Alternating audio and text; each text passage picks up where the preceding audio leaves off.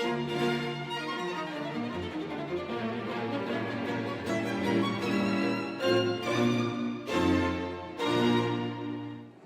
here we are on this 10th and final day of the 20th Stellenbosch International Chamber Music Festival for the very last time this year, coming to you live from the Endler Hall in Stellenbosch.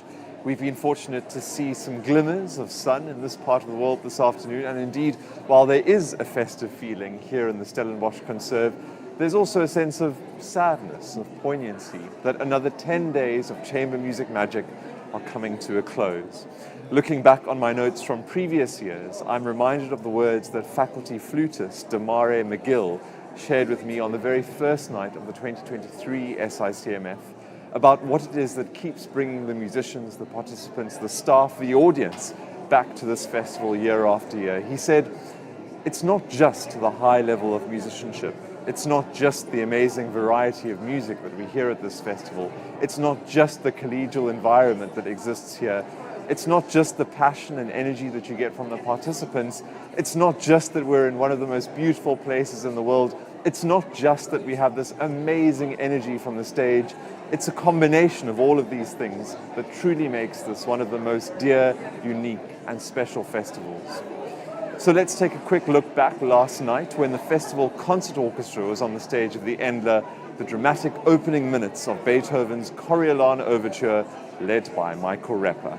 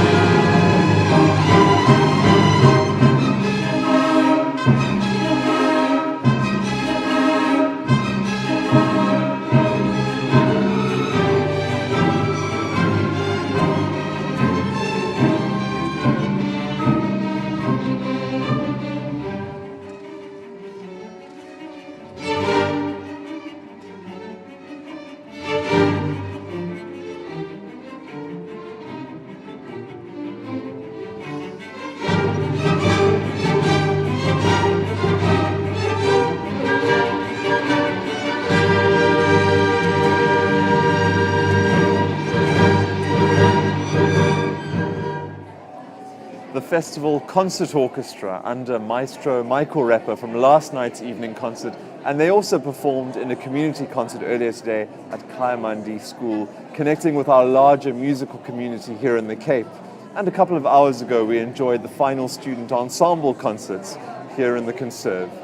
And so on this final day of Sicmf, as we call it, the Sicmf, it seems apt to chat to someone who's been so integral to the goings-on of the special 20th edition festival. That's logistics and production coordinator Francesca Levenderis, whom you will also have seen on occasion on the Enloe Hall stage this past week. Frank, thank you for joining us now. Pleasure. How are you feeling these final hours of the festival? Probably a whole cascade of emotions. Yeah, I'm quite energized at this point. I think I know when it ends, and that's only in a few hours' time, so I'm still hanging in there. But today's actually gone really smoothly, and I think everyone's really practiced at what they do, so yeah. And it's kind of been an extra long Sicmf in a way, because we had that first alumni orchestral concert. Yes, definitely. It's been a good solid 2 weeks of running the festival with the alumni orchestra, but I think it was really, really worthwhile to have that. All these extra 20-year projects have really been so special this year. Yeah. So. But what have some of those other projects been? We know about the artwork, for example, that's busy, sort of all the bits are coming together for that. We've had merchandise. Yeah, and we have the jukebox in the foyer, which is also a 20-year project, which has allowed everyone to really choose the pieces that they love. I find it really interesting that everyone's been playing the pieces that are usually being played that evening as well. Right. So that's been really great. It's like a anticipation for the evening concert. Yes. So that's been very enjoyable in the foyer. And yeah, the artwork, and we've got the merch, and obviously the alumni orchestra is a really big highlight of that as well. Yes, and then all these special collaborations, I guess, with Air, with the dancers, that just kind of added an extra level of celebration. Yeah, it's a bit of like everything is a bit bigger and better for the 20-year celebration. Well, I hope you'll have a few days to kind of rest and relax. Not like what was Peter's answer last time. He says, no, planning for next year's Sicmf starts tomorrow on Monday. Yeah, no, I definitely will be resting, but I think it's a very it's a bittersweet moment at the end of the festival. I think it's so much excitement. It's so many people that need to talk to me every day and need to ask me questions, and I always get a little bit of the Sunday blues for the week after the festival. Yeah, absolutely. Of not having to solve anyone's problems anymore. But you're in a very special kind of position here, not only being kind of logistics and operations coordinator of this festival, but also as a musician yourself. So you really understand what it's like to be on the other side, on the musician side. And of course, we've seen you on the stage this week. Any particular highlights from a performance point of view? I enjoyed playing for the Mahler 5 for the alumni concert. That was really enjoyable. But I think most of all, I really enjoy playing the opening concert. It kind of feels like it's like you say, it's the height of all the organization, everything going into it. But there's something about stepping on that stage that makes me realize, okay, like all the chaos is fine, and we can deal with it all, because we got this moment of walking out onto the stage and enjoying it with everyone on stage, and getting to make music with everyone this week is what makes it kind of all worthwhile. So definitely the performing is an important part of it. Are you able to describe a sort of typical day in your life over the course of this festival? Does that include any hours for sleeping? It definitely does. I think there's quite a few times when I end up taking a nap in my office, but it definitely needs its rest, because it's long days, and I always say to all of the student assistants working with me that it's a marathon, not a sprint. It is 10 days, and this time more like 2 weeks, where we are just go the whole time. But yeah, the festival office technically opens at like 8 or 9 when the orchestras do. The first few days of orchestra are a bit chaos, but after that it settles down and they really start to run themselves. But I'd say from 12 until 6 is basically prime crisis management time. It is very busy. There's people who come in with problems and everything like that. So yeah, it's just really busy dealing with one problem at a time. And then usually in the evening, it's a lot more laptop work of some transport schedules and anything that needs to be done on the computer kind of thing. And you're still able to sneak now and then into the hall to just kind of immerse yourself in... Yeah, I think I ended up not watching the first few concerts, but towards the end I really do watch all the concerts. I really love the orchestra concerts as well. And the student concerts, I guess I pop my head in for 5 minutes every now and then to at least be able to watch them make the music eventually. Yeah, and to see their progress, especially those students who return year after year. Yeah. Are there any notable crises from this festival that you're willing to share with us? I think the biggest and maybe the most comical one was that Nicola Dautricourt on one of the first nights, just suddenly as he was about to step onto stage, as we said, go, Could not find his music at all, and it involved me sprinting. I think I'd had 2 hours of sleep that night, but it involved me sprinting up and down the foyer trying to print his part for him last minute. So that was probably the biggest crisis, but I guess it's always fun to reflect on them afterwards and think about it with fond memories. Indeed. Good days or good stories, as they say. Yeah. I remember that concert. I think folks were a bit confused. It was sort of taking so long, and of course with this live stream having to sort of pad and keep our guests I'm sure you entertained. did a great job. It's very kind. Thanks, Frank. Would you say there are any lessons from this year that you kind of learned that you'll keep in mind for next year's festival? Or do you think it's such a well-oiled machine now? Yeah, this is your second year. Yes, this is my second role. year, but I think the festival itself has a culture of kind of, it really runs itself. It's like a machine, it's not going to stop for you. So I think it's really important to kind of just like jump on board. I think last year was trickier as my first year, but this year it's just everyone is so used to the job that they're doing and the roles that they play. I think it is quite a well-oiled machine. And yeah, so I think I probably need a few more days of sleep and reflection to think about that more. Well, I hope those are in the very near future. But Frank, a huge admiration to you and your team for, absolute bumper festival. And I think we're all going to have a little bit of, kind of withdrawal tomorrow. Yeah, definitely. It's a sad moment. Yeah. Thank you for everything. Yeah, thank you so much, John. We're going to take another look at last night's concert to the opening minutes now of the Saint-Saëns Cello Concerto with soloist Maja Bogdanovic.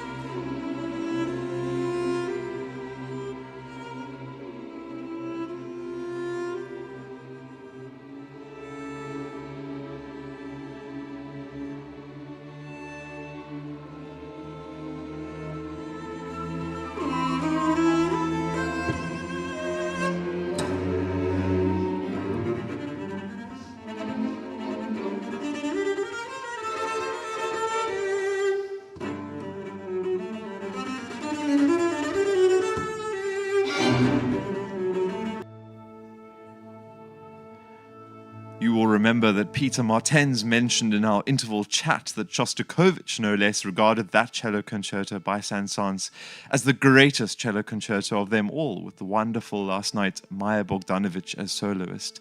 And hours after that concert, she was jetting off back home with Daniel Rowland and their 2 daughters, and we hope to see them again here in Stellenbosch very soon. Well, welcome back inside the Endler Hall for this very final concert of the 2025 Sicmf.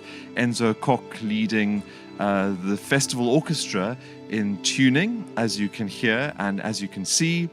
We have a program of music similar this evening to last concert on Friday. It looks like Nina just wants to say a few words again for us tonight. Yes, there we go. Good afternoon, ladies and gentlemen. Welcome to the final concert of the 2025 Stellenbosch International Chamber Music Festival. It's a bittersweet to say those words, but I hope you are going to have a spectacular concert this afternoon. I would just like to say a couple of words. Today, during the interval, as you exit, the ushers will hand out a piece of paper with a circle on it. That is for you to write a message to the festival, whether it's something of congratulations or a favorite story or your favorite Daniel Rowland with his hair or David Cohen. They are neck on neck. In that category. So what's going to happen with these circles is that we've commissioned a very special artwork by renowned Cape Town-based artist Gavin Rain. In fact, I think Gavin is in the audience. Gavin, if you could stand up. Come on.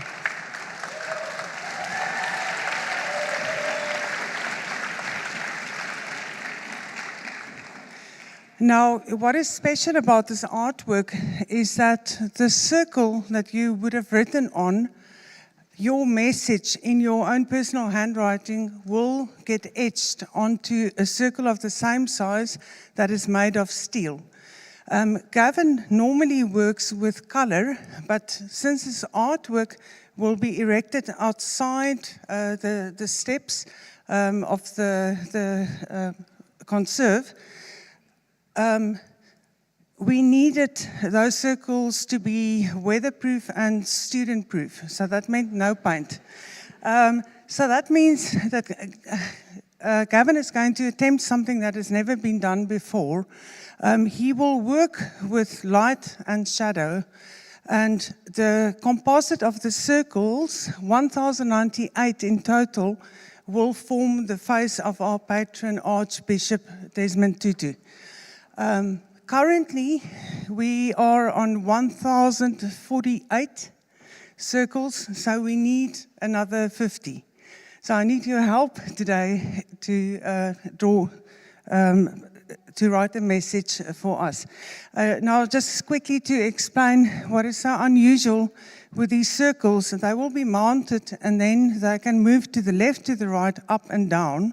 And Gavin has mathematically figured out exactly which angle they need to be mounted in order to cast the shadow to form Archbishop Desmond Tutu's face. So I'm sure that the significance of this artwork is not lost on you. First of all, the fact that it will take its permanent place outside the conservatorium. Also the fact that it's a composite of a whole lot of people's sentiments. And this is what this festival is about. We always call it magic. It's magic that's created by the participants, by the teachers and the performers, but also by you, the audience. So I welcome you to become part of this permanent structure. Thank you.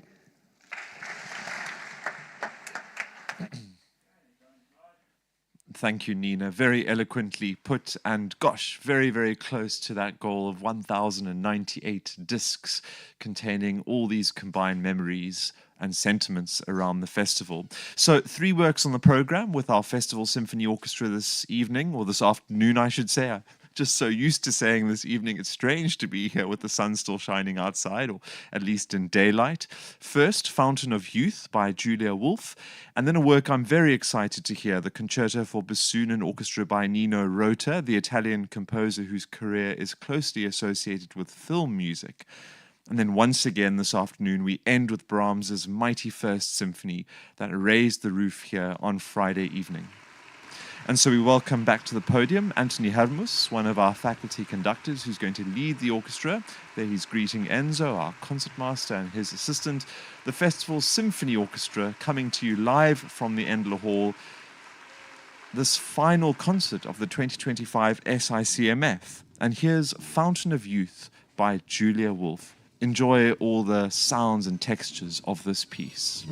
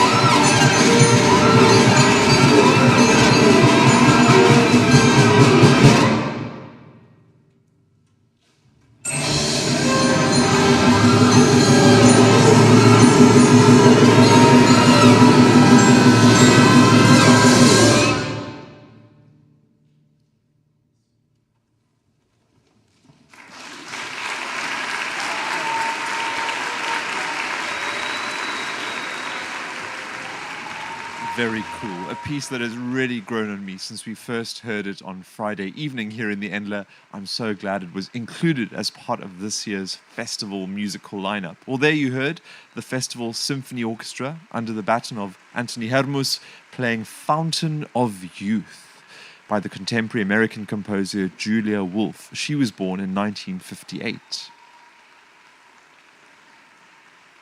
And as you heard there, her music features a characteristic energy and drive, undoubtedly influenced by her interests in fusing classical music with rock and minimalism. It was premiered in 2019 by the New World Symphony under Michael Tilson Thomas and was co-commissioned by Carnegie Hall. And it celebrates the composer's view that music is an elixir of life and vitality. Very appropriate in the context of this festival, of course.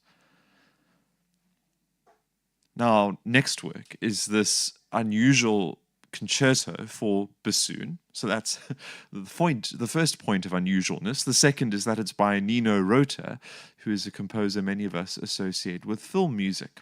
And so, as you can see, several of the instrumentalists from the Festival Symphony Orchestra are leaving the stage because this work requires somewhat reduced forces compared to that very large orchestra that we enjoyed for the opening work.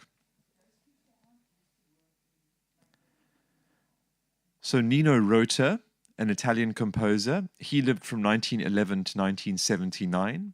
And of course, he was famous for his collaboration with Franco Zeffirelli, the 1968 film of Romeo and Juliet, Francis Ford Coppola, The Godfather and The Godfather Part 2. The latter earned Rota an Academy Award. And over the course of his 46-year film music career, Rota wrote over 150 films, averaging more than 3 scores per year. And in 1954 alone, he composed music for 13 films. That's over a film a month. That's quite inconceivable. But he was also prolific as a composer for the concert hall, writing concerti, choral music, chamber music, 5 ballets, and 10 operas. Gosh. This man finds 36 hours in a day. So this bassoon concerto was first performed in 1977 and echoes something of the neoclassicism that was popular during his youth, particularly in the lighter, buoyant, and almost whimsical treatment of the solo part, which this evening will be performed by Bram van Sambeeck, one of our faculty bassoonists here at the festival, and he spoke to me a few months or nights ago about how he's on a campaign to popularize the bassoon and change the public perceptions of this instrument. And indeed, by featuring a bassoon concerto as part of a concert like this, especially what appears to be quite an accessible concerto, a performance like this is going to go some way to changing local minds about the bassoon. Now, while the Festival Symphony Orchestra this afternoon in the Endler tunes or finishes tuning, let me remind you that this next work unfolds over 3 movements. First, a toccata, recitativo, and then a theme and variations finale. And there's a note here that the choice of toccata as the title of the opening movement is interesting because it means touch and is associated with keyboard music. Rota is exploring contrasts of articulation throughout. So listen out for that as Bram van Sambeeck, who's just arrived on the stage, performs the solo role for us, together with Anthony Hermus and the Festival Symphony Orchestra this afternoon in the Concerto for Bassoon and Orchestra that unfolds over 3 movements by Nino Rota.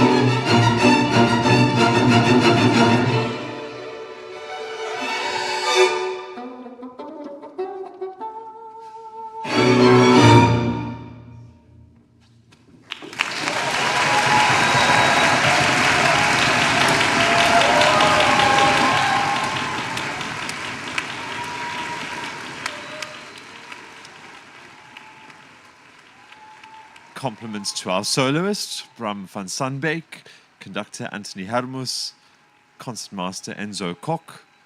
Another discovery here at the Sicmf, a new piece of music that few of us might have come across otherwise, the Bassoon Concerto by Nino Rota.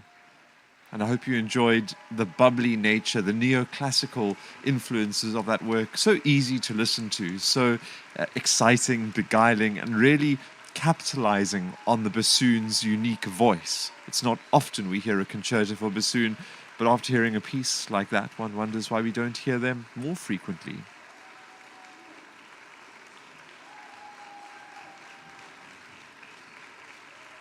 The second concert of the festival, Symphony Orchestra, here at the 2025 Stellenbosch International Chamber Music Festival, coming to you on this, well, winter's afternoon with sun streaming through the windows at the conserve, as you'll see shortly. Frank Levenderis, our logistics and operations coordinator, presenting Bram with token of appreciation. I'm sure you can guess what's inside the bag. Looks like, if we're lucky, we may get a little more. Thank you very much. So you just heard the sweet side of the bassoon. Are you ready for the dark side? Well, sounds like a yes. This will be Cooling Teeth by Metallica.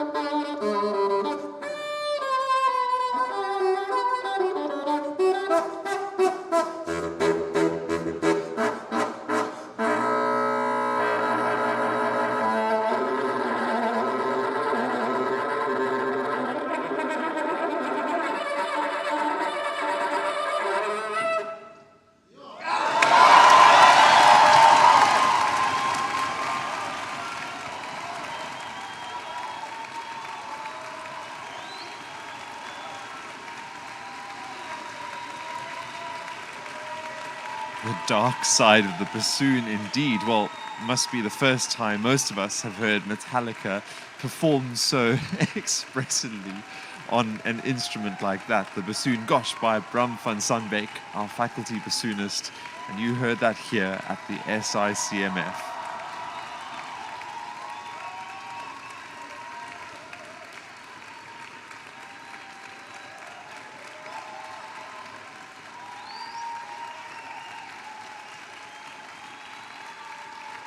Well-deserved applause and appreciation for our soloist, for our rock star.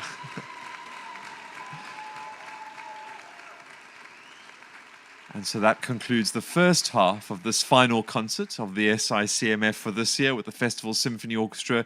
We're back in the second half for music by Brahms. But while I head into the interval and get ready with my guest, here are the opening moments from the Festival Concert Orchestra's performance last night of the L'Arlésienne Suite by Berlioz.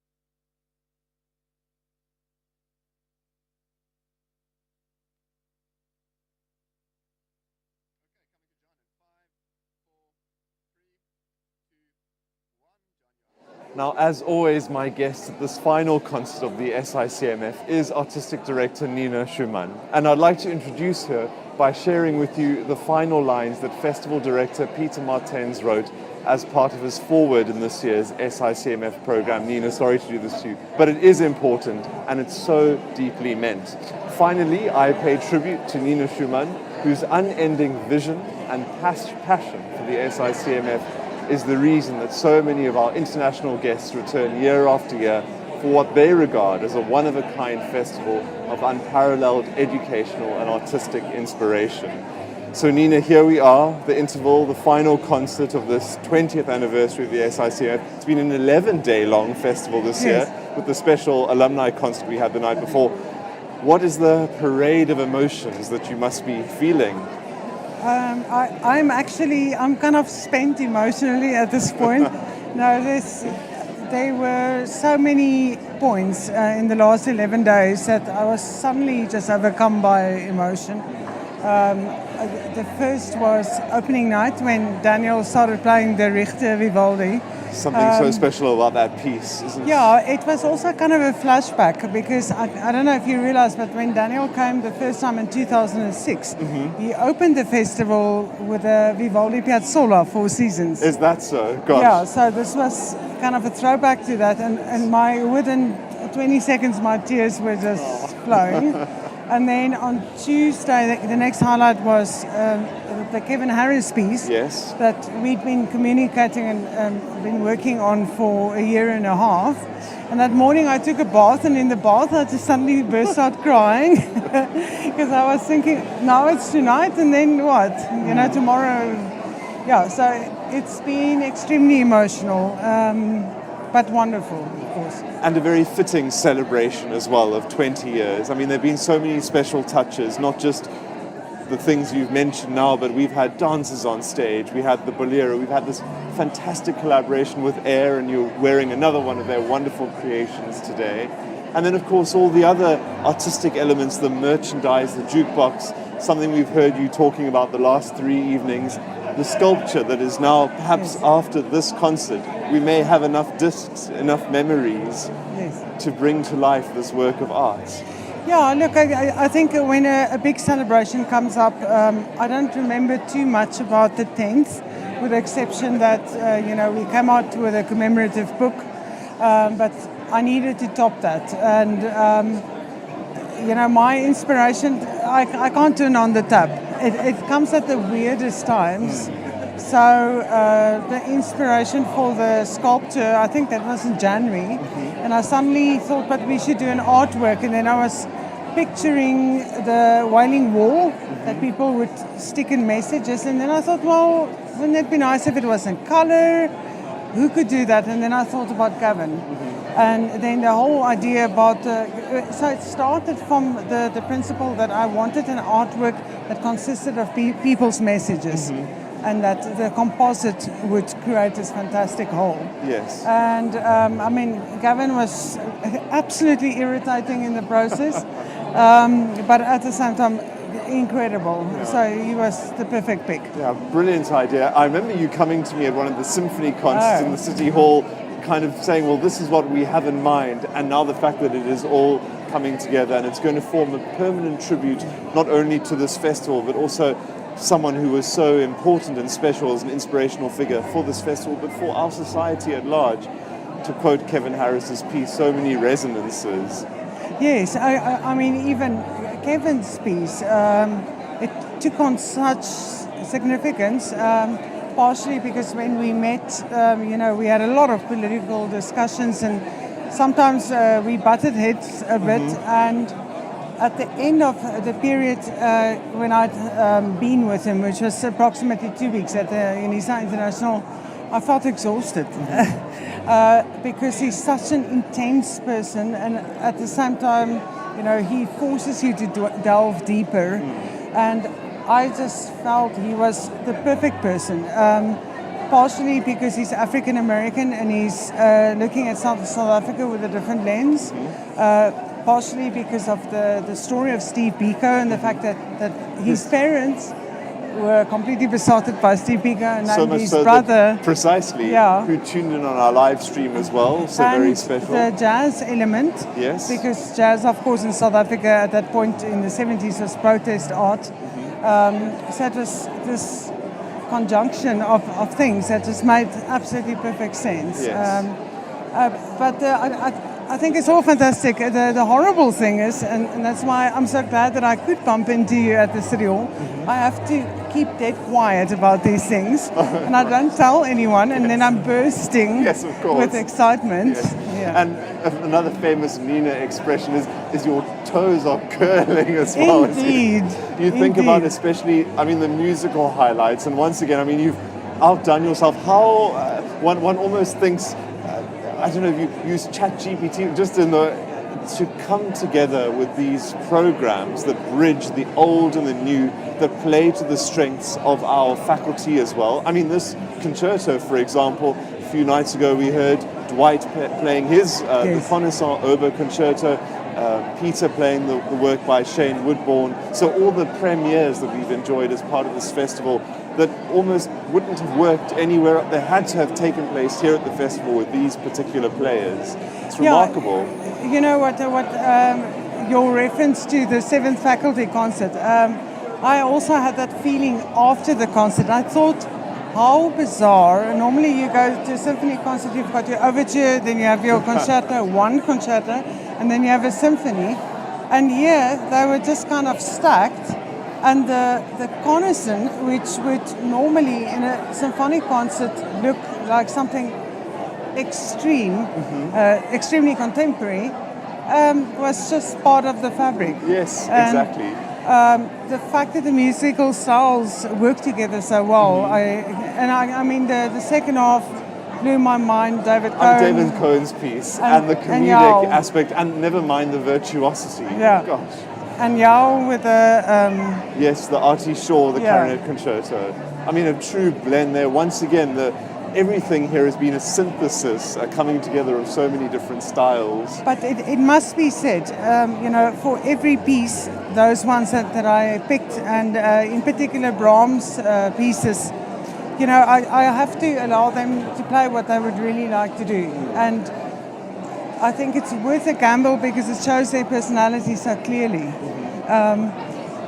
Every individual performer stood out by themselves, Exactly. and at the same time as a whole, of course. Yes, and what an amazing opportunity then for the students, Yeah. for the audience, for those who are tuning in from abroad, and as I keep saying also, that we have a record of all, we can go back and re-watch them, and in years to come, people will be able to look back and see these fantastic performances. So Yeah. we need to cheers. There's so much Thank to you. cheers about, Nina. Thank you. Thank you. So you have to take a swig of wine for the next Yeah. question I'm going to ask. Ooh. Which is a bit cheeky, but that's because I know those who've been following every concert. Was there anything that didn't work out quite the way you expected? Oddly enough, the one piece that I was slightly disappointed with was Thunderstruck. Okay. And that was the only one. And oddly enough, because the 2019 one was... That's right. That blew my mind. All of us. Yeah. And I had to think about it, and I thought, okay, it's 6 years later, perhaps you have evolved.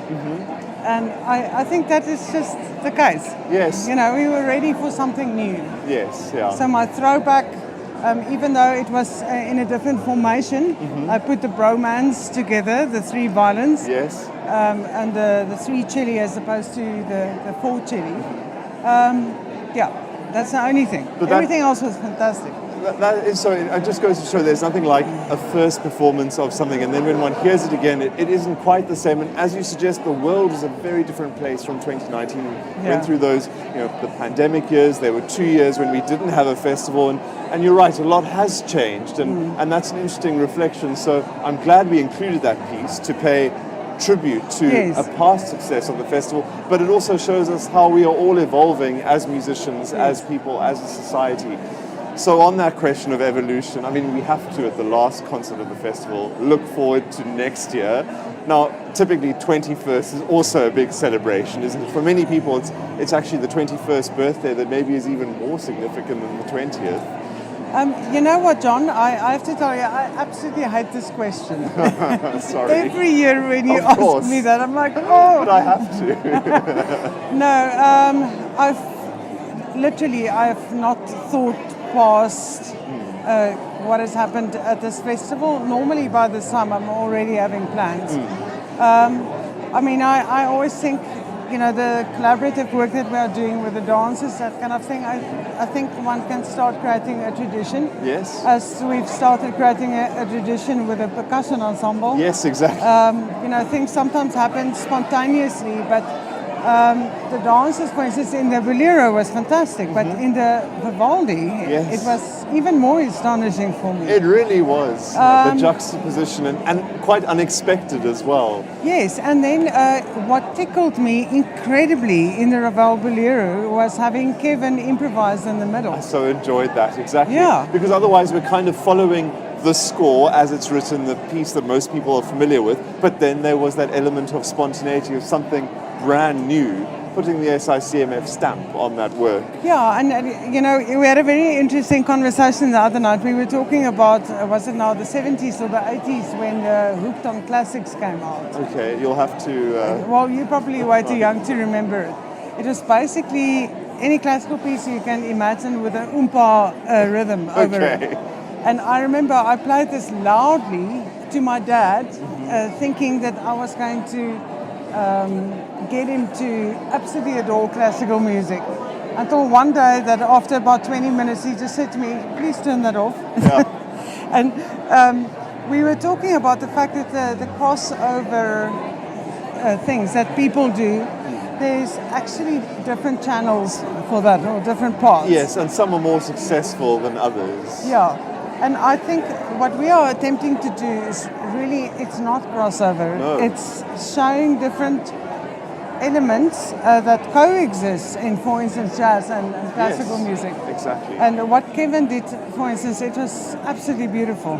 Because too often we think of them as separate altogether, and so combining them in the way that you do at this festival with the different genres, styles, instrumentations in a single concert. I mean, that is the way to go. I agree with you. That is, it's a much more kind of authentic and meaningful bringing together of styles than just superimposing one on top of the other. Yeah, and you know, I watched what Louise said the other night in her interview, and I know she brought up singers. I have included singers from time to time, but in order to include singers as participants, I think that would just be impossible. We're already bursting at the seams. So to be innovative, I think we've got to be innovative in terms of what we are dealt with. Yes, within the constraints of the festival. Yes. I mean, there is this magic recipe now. One doesn't want to mess too much with that either, because it is a winning formula, isn't it? The faculty, the students, the audience, the range of offerings from the guest ensemble concerts to the student concerts, the master classes. Yeah, I mean, I think the reflection after 20 years is really important because, you know, Peter mentioned the other night, I think the stats for the first festival was 95 participants, and I think 4 students of color. Yes. And the fact that we are now hovering around about 58% is extraordinary. And what is even more extraordinary is I think more than 60% of the participants are under the age of 19. Incredible. That is incredibly good news. Yes. It bodes so well for the sustainability of the festival, of what we do, of the broader musical ecosystem in the Western Cape and in the country. And it's just, you know, I think the festival provides an opportunity for new participants every year to come and have this incredible experience where they can jump up and down and scream and go absolutely insane. Exactly. I mean, Bram's Encore there. What on earth was... I mean, Metallica, we had AC/DC the other night. But fantastic. And to hear that concerto, and we're going to hear the Brahms again afterwards. So again, this juxtaposition of these cornerstones of the repertoire, along with new music. Yeah, no, I had a couple of conversations with Bram that I saw a bit as a challenge, because I talked to him initially, and then, you know, I was sending him messages. I was like, no, we do very nice progressive things, you know, and I started sending him videos, and then he said, oh, I will send you something, and then he said, perhaps you will be ready for it in 2030. Oh, wow. Well, actually... And it was a video of his band. I'm not sure if you've seen that. No, but he did mention, because it's all part of this campaign to kind of change the perception of these instruments that are maybe not the mainstream sort of instruments with the violin, the cello, the piano. You know, I mean, this is extreme heavy metal. So, oh, really? So I chuckled and I just wrote back to him and I said, Bram, don't dare me. Yes. Excellent. No, Nina, so what lies ahead for you? Tomorrow, a very long lie-in, a bottle of wine in bed, toasting the festival and everything to come. Yeah, I'm. You know, there's some things that need to be tied up, but I will take this week off, and I'm looking very forward to seeing my kids who are arriving on the 23rd. Oh, fantastic! And we have some personal successes to share. I mean, goals being scored. Tell us about that. Yes, it's important. My son, who's been a rugby player since he was born. And then he stopped at one point and then he took up soccer. He's now been living in Portugal since June last year. And he joined a rugby club, and basically, long story short, yesterday for the first time he wore the Portuguese jersey for rugby sevens. Yeah, and he scored a try in the first game. Incredible. Bravo to him. Just as long as he's not going to pose too much of a threat to our Springboks or our sevens. Well, sides. you know, I must say I was extremely proud because all the skills that he was taught in South Africa in terms of the style of rugby, I could see him using it. Yeah. And he's going to go places. Well, isn't that a beautiful kind of, in a way, extension of what's going on here at this festival? Also skills that our students are learning that they are now taking to all corners of the world. True. I mean, that alumni event, to see all of those familiar faces, whether they're from the Cape Town Philharmonic Orchestra, other ensembles, teachers, to know that the Sicmf has had such an impact on their lives, and now they are rippling that outwards, sort of passing it on, as it were. This is your legacy. Yeah, no, it's... I mean, I think, I don't know what the Afrikaans saying is, but in South Africa, if you have nothing, you create something. Yes. And I think at the time that we started the festival, there were truly almost nothing left in the country culturally. And now I had a conversation yesterday with someone who wants to start something new up north. We have so many different festivals, we have so many different opportunities for our students, and that is just incredible. I think it's an incredibly positive state of affairs for the arts. Indeed, and I don't think one can underestimate the value of role models as well, and leadership role models, and people see it can be done, and they see you as artistic director and then performing on the stage, and people who look like them on the stage, and the effect this all has in driving the future development not only of our musical ecosystem but our society. This is what we so desperately need. So it really is a beautifully South African success story. No, thank you. I'm so proud. I'm proud of absolutely everyone who has ever been associated with the festival, and people who stopped me during this week and thanked me because their children have come for 5 years in a row. And everyone has buy-in, and that is just incredible. Well, Nina, take you off the camera before the taps turn on again. Okay. Perfect timing there, saved by the alarm. Totally. So, capturing the infectious energy of this festival last night was the Encore by the festival Concert Orchestra, in which Mike Repper encouraged most enthusiastically the audience to get involved in this Bizet, not Berlioz, as I mismentioned earlier. So maybe we should do the farandole again, huh? Maybe this time we'll go even faster. We'll see. That's a good one. From the top, from the top.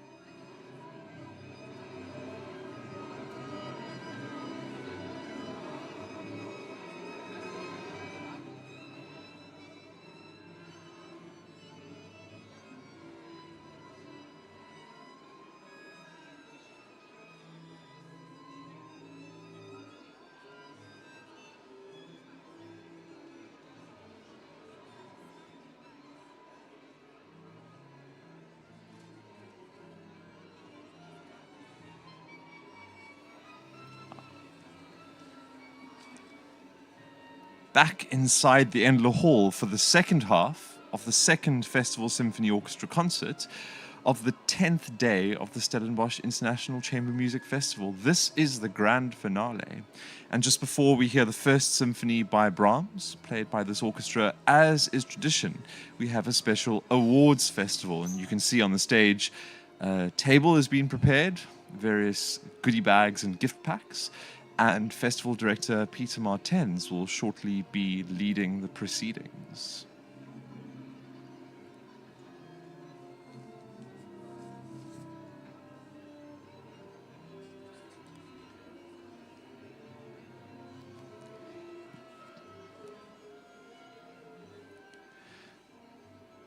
Really special to hear Nina's reflections there. One can only imagine what she must be going through, in a sense, spending so many months planning and plotting the musical program for this festival, and then to see it all coming together over the last week. So many of the faculty artists have left already, have flown, have returned abroad to other festivals, to their day jobs, to their teaching and performing. The student concerts now unfolding, the orchestral concerts over these days, the last soloists, awards, that kind of ripple effect, the legacy now of this festival really taking shape, creating enough memories within us to last the next year until we meet again in July 2026.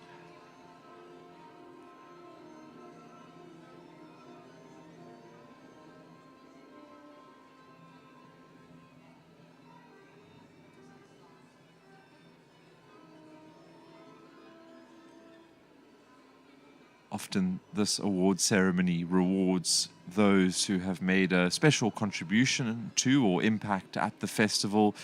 And so things like strings or vouchers might be awarded to instrumentalists, and possibly also some scholarships as well, time to spend abroad or with faculty artists, shadowing them, really giving the selected student participants a one-in-a-lifetime opportunity to spend time with these musical role models, these musical celebrities, folks who are in many respects living the musical dream.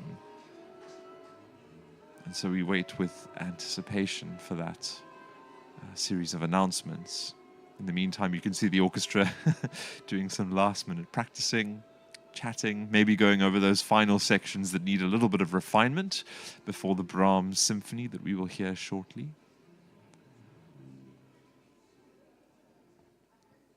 Maybe notes or scores have been misplaced, or maybe not. Here's Peter Martens.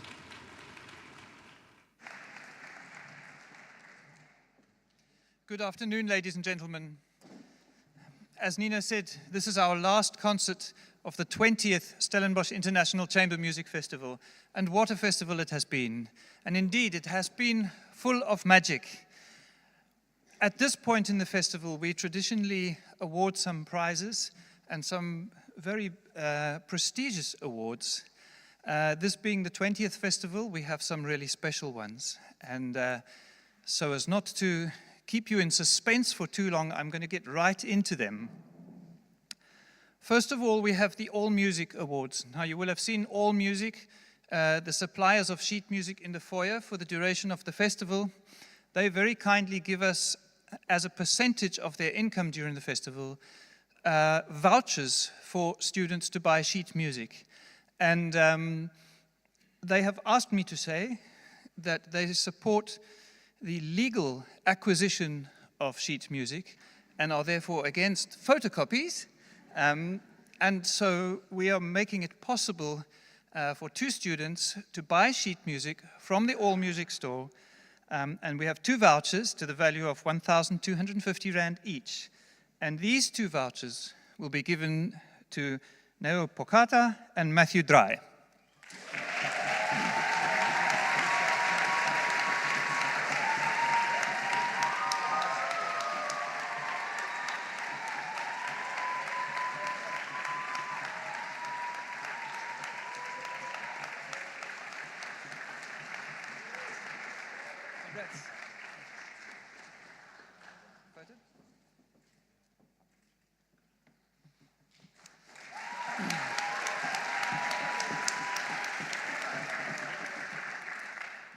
Then we traditionally have some awards for the string players, as we have one of our sponsors being a company that provides, that makes strings.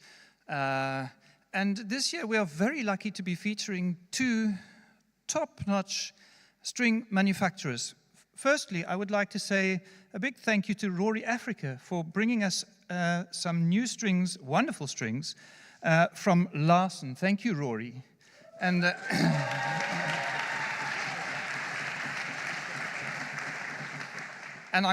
there are two sets of violin strings, viola strings, and one set of viola strings, and one set of cello strings. And I will read out the four names and ask you to come and collect your package. It's not just strings, there's a very expensive rosin in there and some other little goodies as well. So the two violinists are Helen Liu and Kitsu Morin. And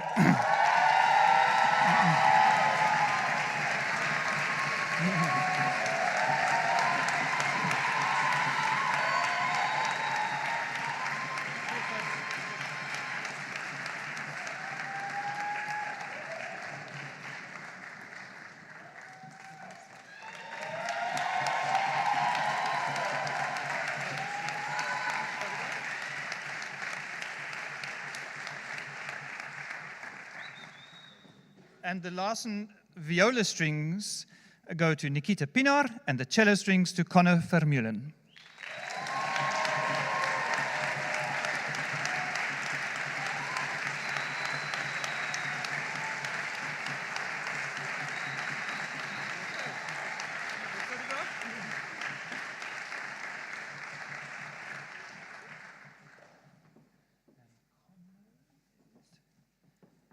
So Conor will have to collect his strings later. And then we have also from another manufacturer, Pirastro, that has sponsored the festival with strings for a number of years now. And they've actually come out with new violin strings. I think the edition Neo, you can't buy them yet, so it's kind of special that we're giving them out as prizes in South Africa before you can even buy them in the shops. And the violin strings from Pirastro go to Gila Kellner and Ruben van Nieuwenhuizen.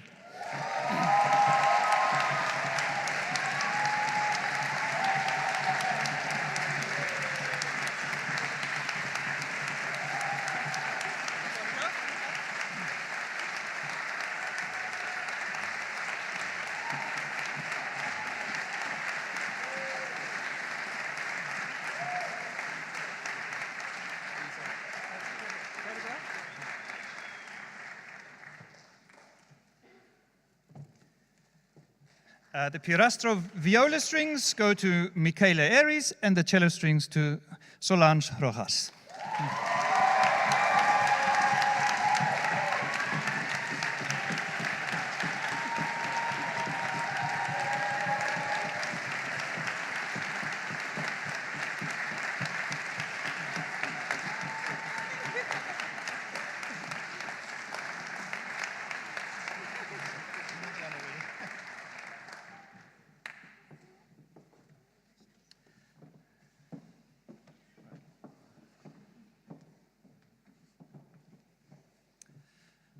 A few months ago, an anonymous donor came to me who had a lovely cello that her father used to play, and he used to have lessons here in Stellenbosch with Dorothy Johnman.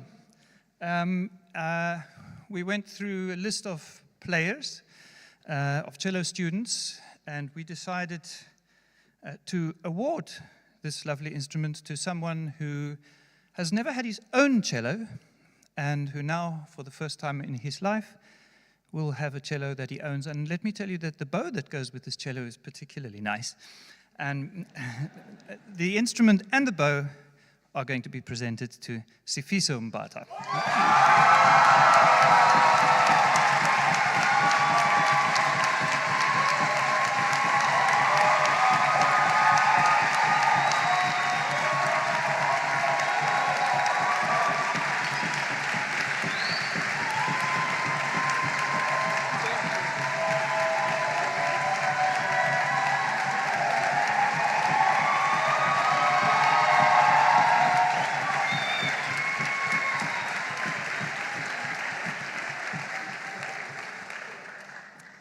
this is really where the magic happens. I spoke about unexpected awards in my opening speech, and we are going to continue with some of them. So I've often felt that it's somehow more difficult for the participants from up north to attend the Stellenbosch International Chamber Music Festival because they have to pay for transport. And so I'm delighted that the next award is one that is specifically for those who come from Gauteng. There are actually 2 awards emanating from this source. And the first one that I'm going to tell you about is for students who are within a 100-kilometer radius of Johannesburg. Francois Combrink from the Mzansi Chamber Music Collective presents concerts at beautiful venues in and around Johannesburg. Northwood's House is probably the most well-known of those venues, and some of us have had the pleasure of going up there to play concerts in that very special space. And he has come forward and offered 10 slots as curtain raisers before they feature musicians from abroad and also from South Africa. I think I'm correct in saying mainly from South Africa. But students who live in Johannesburg or close to Johannesburg will be selected from this pool of Sicmf students and be contacted to appear as special guests to open the concerts of some of our already professional musicians. And there will be 10 curtain raiser slots. We haven't identified the people yet who are going to be participating in that. So what I would like to do at this stage, just to acknowledge the award, is say a big thank you to Francois and the Mzansi Chamber Music Collective. Francois, are you in the audience? He was here yesterday. Anyway, if you're watching on the live stream, please could we give a round of applause for this great opportunity for our students.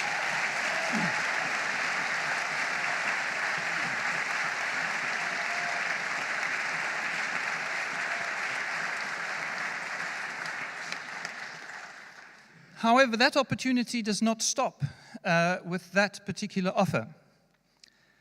Many of our students have reached a very high level of proficiency already and integrate into the professional concert scene in South Africa already. Francois has offered a recital, and the offer includes flights from Cape Town and a recital fee, obviously, and accommodation there, so the full package for 3 musicians who are here tonight and who will be specially asked to go and perform in Johannesburg at the Mzansi Chamber Music Collective. And the 3 musicians who have been awarded this opportunity are Gila Kerner, Catherine Stiff, and Chanda Lupambo.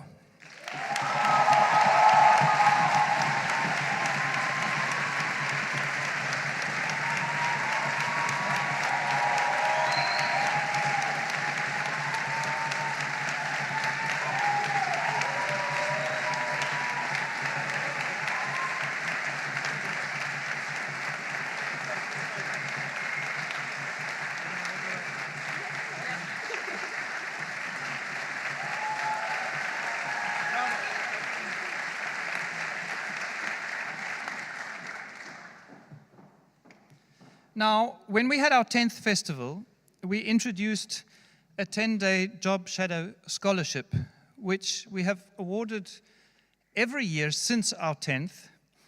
And this is the most prestigious award that we award. The scholarship this year is valued at 50,000 rands for those who get selected to go to Europe, and 55,000 rand for those who get selected to go to the USA. And yes, I did say those, so there's more than one this year. We are, in fact, awarding 5.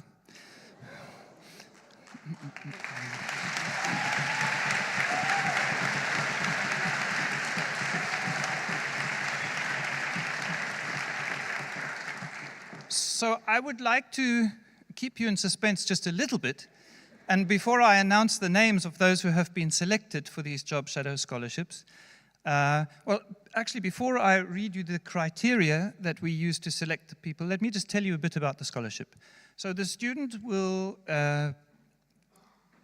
be receiving an aeroplane ticket and subsistence and accommodation within the amounts mentioned, and will go to either Europe or America and job shadow a specific faculty member that has been here with us for these 10 days. The faculty members have agreed to host these students, to give them extra lessons, to engage them in ensembles and perhaps for some of them orchestra playing, and to allow the student to go with them to wherever they go, to experience the type of life that they experience. So our faculty members are typically going to recording sessions, going to the conservatoire at which they teach, to teach lessons. Perhaps they're traveling to give solo recitals or chamber music concerts. It's a busy and it's a hectic life, and it is a whirlwind tour of inspiration for any student that has the privilege of doing this. So here are the criteria that we use to select these students. All winners must be South African citizens. The student must have reached a level of proficiency, demonstrating a possible future career in music performance. The student must have a track record of exemplary behavior at the Sicmf and any other courses or festivals attended. The student must show potential to at some stage have the capacity to study music overseas full-time. The student must have shown receptiveness in Sicmf coachings. The student need not be the top student on their instrument at the Sicmf. Talented students who, because of a previously disadvantaged family background, may not have had the opportunities of their peers, and for whom this opportunity would be a life-changing experience as well as a significant addition to their musical education, must be considered favorably. And students must provide the Sicmf archive with a 1,000-word report on their activities abroad when they return. So, the first of 5. The faculty member who has offered to accept a student for the 10-day job shadow scholarship is Maya Bogdanovic, and the cellist who will be going is Ethan Lawson.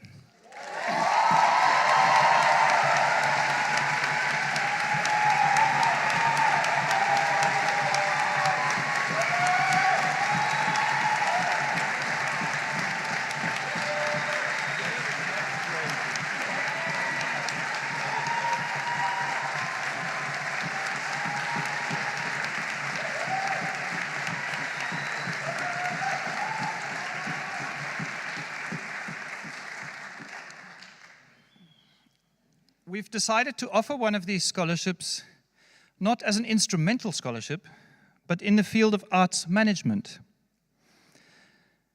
This particular person will be traveling to Amsterdam to link up with Brent Reynolds, our previous festival director, who now works at the Concertgebouw, to get an insight into the world of music management in Holland. The person who's about to receive the award is actually not a participant this time, but a member of my crew, and this award goes to Therese van der Merwe.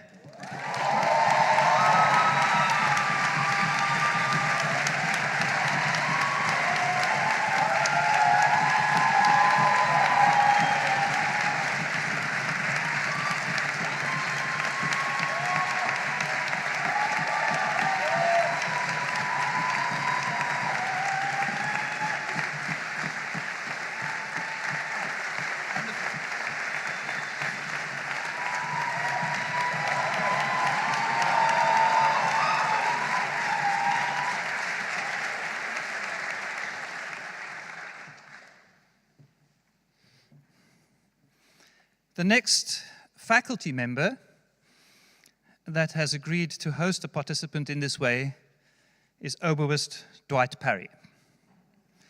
Dwight lives in Cincinnati, and the student that will be traveling to Cincinnati to job shadow Dwight Parry for 10 days is Andrea Salomo.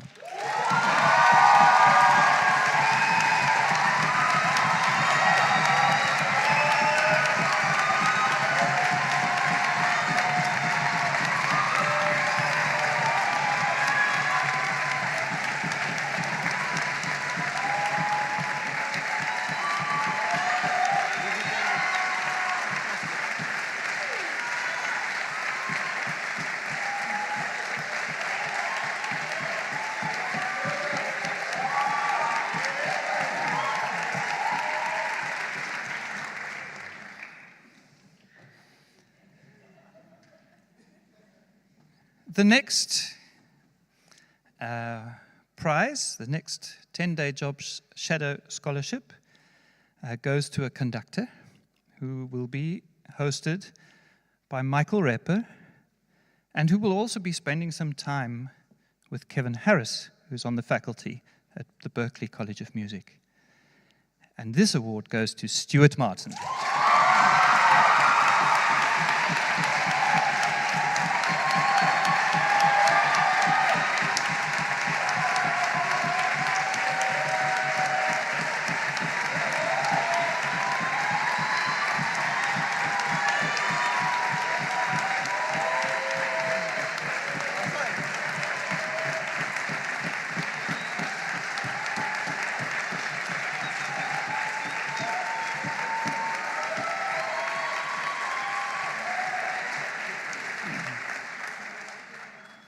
And the final recipient of a 10-day Job Shadow Scholarship Award will be hosted by Marco Silva. And this is the trumpeter, Chad Groepies.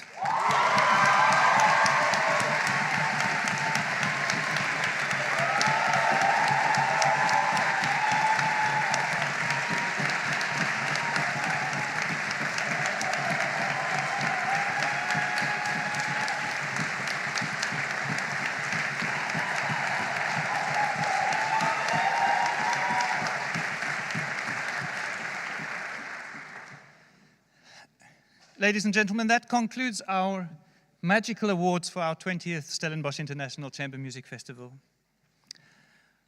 I would like to invite you all after the concert to join us at the base of the stairs outside leading up to the foyer.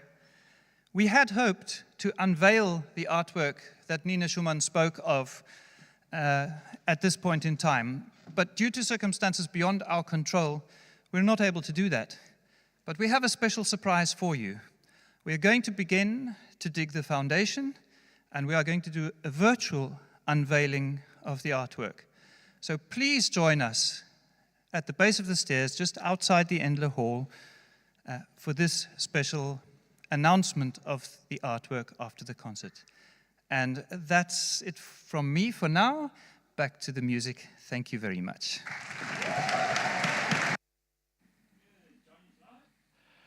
Thank you, Peter. An Sicmf that continues to surprise. Gosh, I thought looking forward to the Brahms was enough, but now we have the special virtual unveiling of Gavin Rain's artwork just after the concert to look forward to. But isn't that so heartwarming? All those students who have received vouchers, strings, invitations, even instruments, or Job Shadow Awards, scholarships to spend time with these musical celebrities abroad. What a life-changing opportunity and experience that is going to be for all the students. Bravo to them.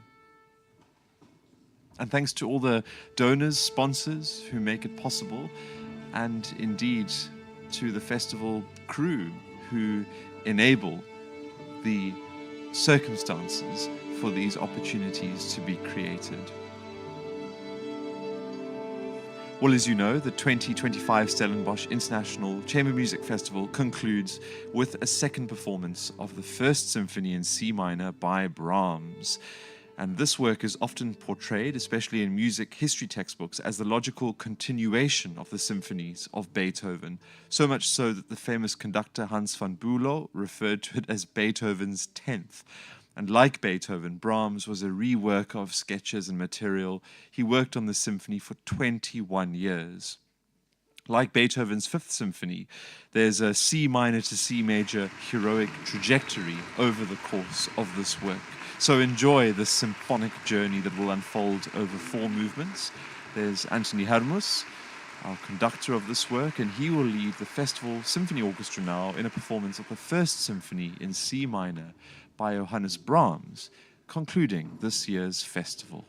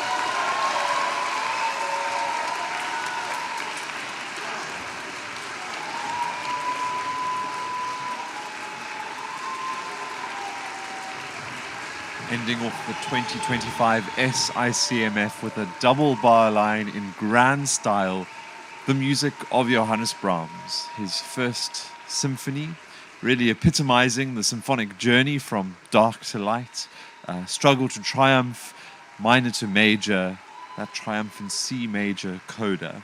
Anthony Hermus leading the festival Symphony Orchestra here in the Endler Hall. The big collective bow, the audience on their feet, showing their appreciation for all the young musicians in front of them.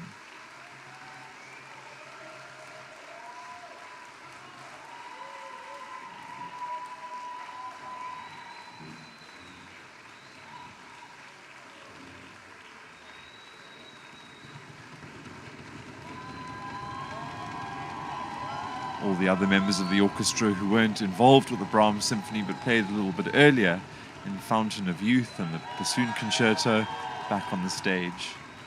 The conductor singling out various instrumentalists, the winds. They had significant solo moments in this symphony. The horns. Timpani, Aaron. Enzo Koch, our concertmaster. And the entire Festival Symphony Orchestra here at the 2025 Stellenbosch International Chamber Music Festival. Their conductor, Anthony Hermus.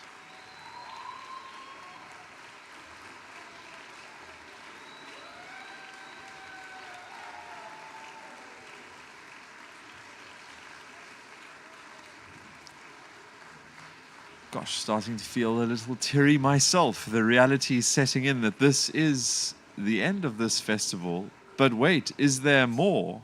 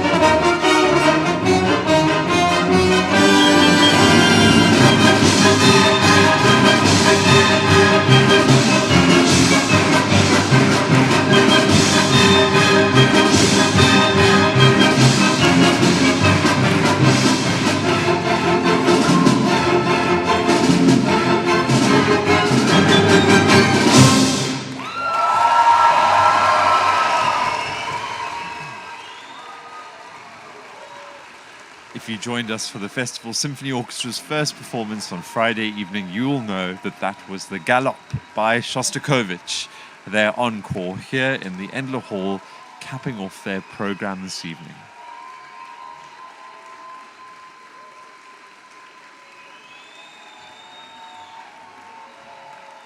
From America to Italy to Germany and ending off there in Russia in a lighter-hearted vein, the bottle of wine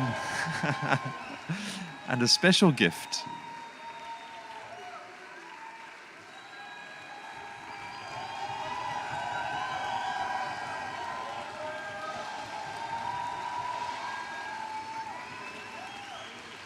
Maestro Anthony Hermus has been much loved by his players. Everyone's been saying between rehearsals, before and after the concerts. And he loves them back.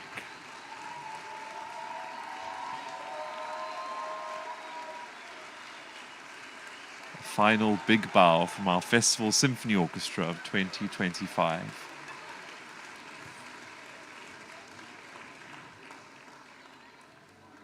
And now it remains for us to say goodbye. You can see members of the orchestra also embracing, sharing farewells, because the time has come when we must say goodbye.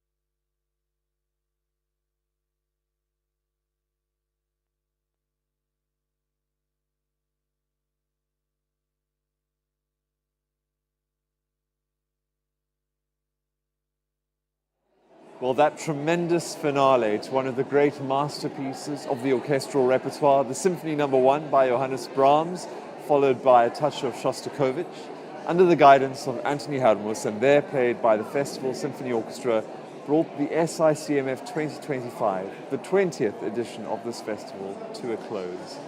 An unforgettable 10 days of chamber music magic it has been, and as so many of the guests sitting in this chair next to me have said, rehearsals, performances, and coaching sessions that will keep us inspired and invigorated for the rest of the year. And thank you also for your support over the past 10, 11 days, for joining our live streams and for interacting with us online. And how reassuring to know that these performances and memorable moments will remain online for us to enjoy until next year's festival. There's so many special moments to relive, from the Sicmf Alumni Orchestra's performances of music by Matthijs van Dijk, Gershwin and Mahler that served as a curtain raiser to this festival, to Vivaldi's Four Seasons Recomposed and the spectacle of Ravel's Bolero on the opening night, to the intimacy of chamber works by Shostakovich, Richard Strauss, John Mackey, William Walton, Jörg Widmann and so many others at the 7 faculty concerts, to the brand new composition by Kevin Harris that simultaneously challenged and inspired us, to the sight of head-banging faculty artists as they played one of the greatest stadium anthems of all time, all the way to these last 3 orchestral concerts, the culmination of a week's work for so many of our students and a lifetime of memories. And finally, it's important to thank our production team who have worked tirelessly and around the clock to ensure that these live streams of the highest quality reach you at home. That's the team from DPK and also our musician prompts who help to ensure that the right camera is focusing on the right musician at the right time. And so from all of us and from me, we're signing off now for the last time from the Endler Hall in Stellenbosch, and we hope to welcome you back to the Sicmf for its 21st year in July 2026. And so until then, take care and goodbye.